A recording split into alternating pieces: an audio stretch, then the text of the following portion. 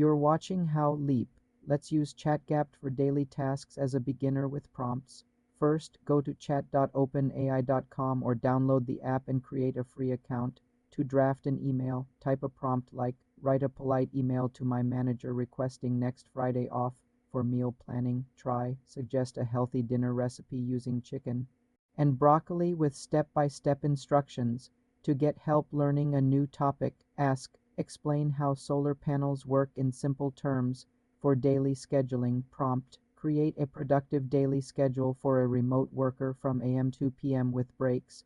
To summarize long articles, copy and paste the text and ask, summarize this article in 3 key points. For creative ideas, ask, give me 10 ideas for a birthday party on a budget. To improve your writing, paste your text and ask, check this paragraph for grammatical errors and make it more concise. Remember to be specific in your prompts for the best results. Start with simple tasks and explore more complex ones as you get comfortable. For more simple computer tutorials, subscribe to the channel.